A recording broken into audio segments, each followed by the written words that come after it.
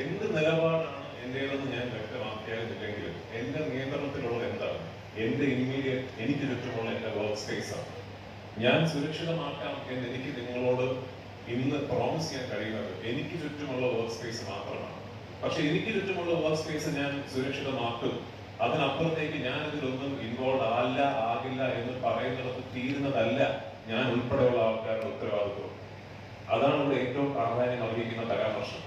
ഞാനിതിലില്ല എന്ന് സ്ഥാപിക്കുന്നിടത്ത് തീരുന്നില്ല എന്റെയോ നിങ്ങളുടെ ഉത്തരവാദിത്വം. എന്റെ ഉത്തരവാദിത്വം അവിടെ തീരുന്നില്ല എന്ന് ഞാൻ പറയുന്നത് പോലെ തന്നെ ഇന്നത്തെ പ്രൈം ടൈമിൽ ഒരു ഹെഡ്ലൈൻ കണ്ടെത്തുന്നതിലോ ഇന്നത്തെ പ്രൈം ടൈമുകളിലെ ഒരു ക്ലിക്ക് വെയിറ്റ് കണ്ടെത്തുന്നതിലോ നിങ്ങളുടെയും ഉത്തരവാദിത്വം തീരുന്നില്ല. നമ്മൾ രണ്ടുപേരും ഇതിൽ ഈക്വലി ഇൻവെസ്റ്റഡ് ആകണം, അല്ലേ? അങ്ങനെയല്ലേ വേണ്ടത്? പൃഥ്വിരാജ് ഇപ്പോ ആദ്യഘട്ടത്തിൽ നടി ആക്രമിക്കപ്പെട്ട കേസുമായി ബന്ധപ്പെട്ട് സഹപ്രവർത്തകരായ നിരവധി താരങ്ങൾ തന്നെ കോടതിയിൽ മൊഴി മാറ്റുന്ന സാഹചര്യം ഉണ്ടായി. താങ്കൾ കരുതുന്ന ഒരു പവർ ഗ്രൂപ്പ് എന്ന ആരോപണം ഉയർന്നു വന്നിരുന്നു. അത്തരത്തിൽ എല്ലാവരെയും നിയന്ത്രിക്കാൻ കഴിയുന്ന ഒരു പവർ അതോറിറ്റി മലയാള സിനിമയിൽ പ്രവർത്തിക്കുന്നുണ്ടെന്ന് താങ്കൾ കരുതുന്നു?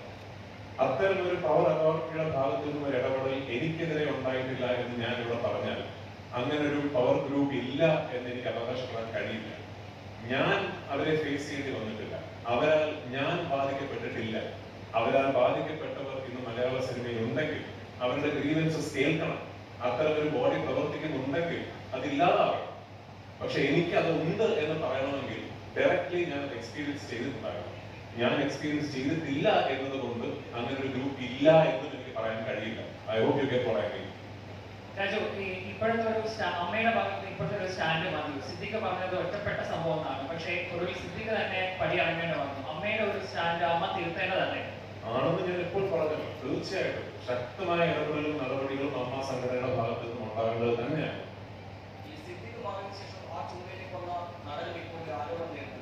സ്വാഭാവികമായിട്ടും ആ നടൻ ഈ സ്ഥാനം മാറുമെന്ന് അന്വേഷിക്കുന്നതിന് സ്ഥാനങ്ങളിൽ ഇരിക്കുന്ന ആൾക്കാർക്കെതിരെ ആരോപണങ്ങൾ ഉണ്ടാവുകയാണെങ്കിൽ അതിന്റെ മര്യാദപരമായ നടപടിക്രമം എന്ന് പറയുന്നത് ആ സ്ഥാനത്ത് നിന്ന് മാറി നിന്ന് അന്വേഷണം സ്വീകരിക്കുക എന്നുള്ളത് തന്നെയാണ്. അങ്ങനെ തന്നെ വേണം.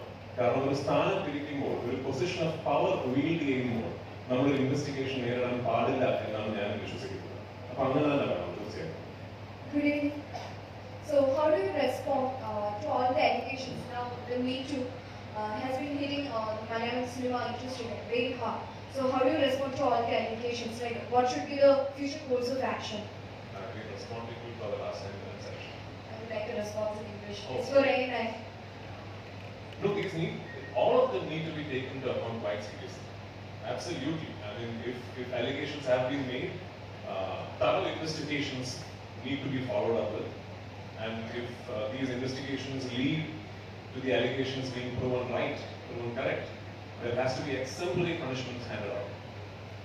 On the other hand, if the allegations are false, even then there will have to be exemplary punishments handed out on the other side. Either way, these allegations need to be treated with the utmost seriousness, and I truly hope that this is the beginning of a process that will clear up all the work that there is in front of us in terms of doubts, inhibitions, how we work and everything. Prithviraj നേരത്തെ പറഞ്ഞ ഈ ഇവിടെയാണ് നേരത്തെ പറഞ്ഞ ഈ ഒപ്പം ജോലി ചെയ്തിരുന്ന ആൾ നേരിട്ട അതിക്രമത്തിന്റെ വിഷയവുമായി ബന്ധപ്പെട്ട് പോലീസിൽ ഒരു മൊഴി നൽകുകയും അതേ ആളുകൾ കോടതി മറ്റൊരു മൊഴി നൽകുകയും ചെയ്തു. ആ സംഭവത്തെ താങ്കൾ എങ്ങനെയാണ് കാണുന്നത്? അതിലെനിക്ക് അഭിപ്രായം പറയാൻ സാധിക്കില്ല. പോലീസിൽ നൽകിയ മൊഴിയും അതല്ലാതെ കോടതിയിൽ നൽകിയ മൊഴിയും രണ്ടാണ് എന്ന് നിങ്ങൾ പറഞ്ഞ അറിവിലേ എനിക്കുള്ളൂ. നിങ്ങൾ പറഞ്ഞ അറിവിന്റെ അടിസ്ഥാനത്തിൽ ഇന്നൊരു റിമാർക്ക് ഇവിടെ പറയുന്നത് ശരിയാണോ? ആണോ? അല്ലാന്നാണ് എന്റെ അഭിപ്രായം. മൊഴി മാറ്റിയതുമായി ബന്ധപ്പെട്ട് ആ വിവരം ശരിയാണ് എന്ന കാര്യം പുറത്തു വന്നിട്ടുണ്ട്. ആ മൊഴി എന്താണെന്നതും കൃത്യമായി വന്നിട്ടുണ്ട്. ആ സാഹചര്യത്തിൽ എവിടെ വന്നു? എനിക്കറിയില്ല. എവിടെയാണ് വന്നത്? ചാനലുകളോ? ഇന്ന് പുറത്തു വന്നിട്ടുണ്ട്. പുറത്ത് എവിടെ വന്നു? ചാനലുകളിൽ വന്നിട്ട് വെച്ച് എനിക്കൊരു റിമാർക്ക് നടത്താൻ കഴിയുമോ എന്നാണ് എന്റെ ചോദ്യം. അത്രയും വിശ്വസ്തമാണോ മാധ്യമങ്ങൾ പുറത്തുവിടുന്ന എല്ലാ കാര്യങ്ങളും?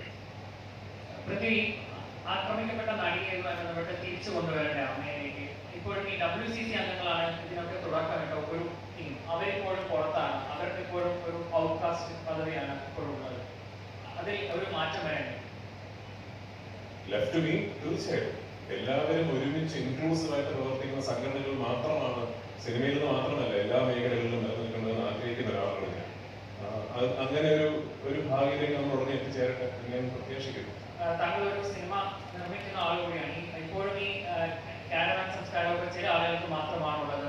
ജൂനിയർ ആർട്ടിസ്റ്റുകൾക്കൊക്കെ സിനിമാ സെറ്റുകളിൽ അവർക്ക് വേണ്ട രീതിയിൽ പ്രവർത്തിക്കാൻ പറ്റുന്നില്ല. ഒരു തൊഴിലിടത്തിലുള്ള ഒരു നല്ല രീതിയിലുള്ള ഒരു സംസ്കാരമല്ല പല സെറ്റുകളിലും എന്നൊരു ഇതുകൂടി റിപ്പോർട്ടിൽ പറയുന്നുണ്ട്, ഹേമാകോന്റെ റിപ്പോർട്ടിൽ. അത് താങ്കൾ ശ്രദ്ധയിൽപ്പെട്ടിരുന്നു? ഒരു സിനിമ സെറ്റ് എന്ന് പറയുമ്പോൾ പക്ഷേ ഒരു സിനിമ എങ്ങനെ നിർമ്മിക്കപ്പെടുന്നു, ഒരു സിനിമ ഉണ്ടാക്കുന്ന പ്രോസസ്സ് എന്താണ് എന്ന് കൃത്യമായി അറിയാത്തവർക്ക് അതൊരു യൂണിഫോംലി പ്രവർത്തിക്കുന്ന ഒരേ സ്വഭാവമുള്ള ഒരു സിംഗുലർ ബോഡിയായി തോന്നിയത്.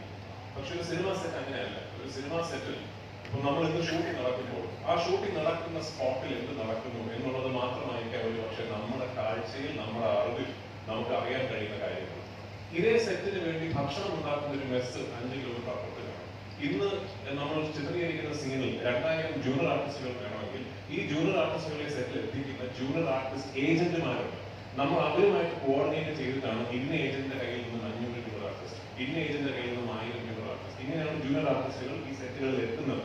അപ്പൊ ഈ പ്രോസസ്സ് ഞാൻ പറയുമ്പോൾ തന്നെ നിങ്ങൾക്ക് മനസ്സിലാവുന്നില്ലേ, ഇത് ഫുള്ളി സ്ട്രീം ലൈൻഡ് അല്ല എന്ന്. ഇത് കംപ്ലീറ്റ്ലി സിസ്റ്റമാറ്റിക് ആയിട്ട് പ്രവർത്തിക്കുന്ന സ്ട്രീം ലൈൻഡ് ആയ പ്രോസസ്സുകളിലേക്ക് എത്തിച്ചേരുന്ന ഒരു പ്രക്രിയ അല്ല എന്ന് ഞാൻ പറയുമ്പോൾ തന്നെ നിങ്ങൾക്ക് മനസ്സിലാവുന്നുണ്ട്. സ്ട്രീം ലൈൻഡ് ആകണം, അത് സിസ്റ്റമിക് ആയിട്ട് തന്നെ പ്രവർത്തിക്കണം. അതിലേക്ക് എത്തിച്ചേരേണ്ട സ്റ്റെപ്സ് എന്താണ് എന്നുള്ളതാണ് നമ്മൾ ഇനി ചർച്ച ചെയ്യുന്നത്. തീർച്ചയായിട്ടും വേണം. ഈ റിപ്പോർട്ടിലടക്കം പറയുന്ന ഈ സിനിമ വിലക്കുണ്ടല്ലോ, വിലക്ക് ഏർപ്പെടുത്തുന്നുണ്ട് എന്ന് രീതി പറയുന്നുണ്ട്. പാർട്ടി വിരോധത്തിന്റെ ഉദാഹരണമൊക്കെ നമ്മുടെ മുമ്പിലുണ്ട്. ഇതൊരു യാഥാർത്ഥ്യമാണെന്നാണ് പൃഥ്വിരാജിന്റെ ഒരു അഭിപ്രായം. അത് മാത്രമല്ല തുടക്കകാലത്ത് ചില പ്രോജക്റ്റുകൾ തടസ്സപ്പെട്ടിട്ടുണ്ടെന്നുള്ള രീതിയിൽ ഒരു പ്രസ്താവന വന്നിട്ടുണ്ടെന്നാണ് എന്റെ ഓർമ്മ. അതെ, പാർവതിക്ക് മുമ്പ് നിങ്ങൾക്ക് മുമ്പിലുള്ള ഉദാഹരണം ഞാനല്ലേ. ശരിയാണ്, ഒരിക്കലും നിലപാടെടുത്തതിന്റെ പേരിൽ ഇതെന്താണെന്ന് അറിയാം, നമ്മൾ ഈ നിരോധനം എന്ന് ഇതിനെ വിളിക്കുന്നത് തെറ്റാണ്. ബഹിഷ്കരണം എന്ന് പറയുന്ന ഓരോരുത്തരുടെയും പേഴ്സണൽ റൈറ്റ് ആണ്. നമുക്ക് എക്സസൈസ് ചെയ്യാൻ കഴിയുന്ന, എക്സസൈസ് ചെയ്യാൻ എല്ലാ അവകാശമുള്ള പേഴ്സണൽ റൈറ്റ് ആണ്. പക്ഷേ ഈ ബഹിഷ്കരണം എന്ന് പറയുന്നത് അതോറിറ്റേറിയൻ പൊസിഷൻസിലിരിക്കുന്ന ആൾക്കാരുടെ ഭാഗത്ത് നിന്ന് വരുമ്പോൾ അത് പലപ്പോഴും പ്രതിഫലിക്കുന്നത് നിരോധനമായിട്ടാണ്. അങ്ങനെ സംഭവിക്കുന്നുണ്ടെങ്കിൽ ഇന്നും സംഘടിതമായ ഒരാളുടെ തൊഴിലവസരം നിഷേധിക്കപ്പെടുന്നുണ്ടെങ്കിൽ അതിനെ അഡ്രസ് ചെയ്യുക തന്നെ വേണം. അതിനെതിരെ നടപടികൾ ഉണ്ടാകണം. അങ്ങനെ ചെയ്യാനുള്ള അവകാശമോ അധികാരമോ ആർക്കുമില്ല. ഇതിനെയാണ് നിങ്ങൾ പവർ ഗ്രൂപ്പ് എന്ന് പറയുന്നതെങ്കിൽ ആ ഗ്രൂപ്പ്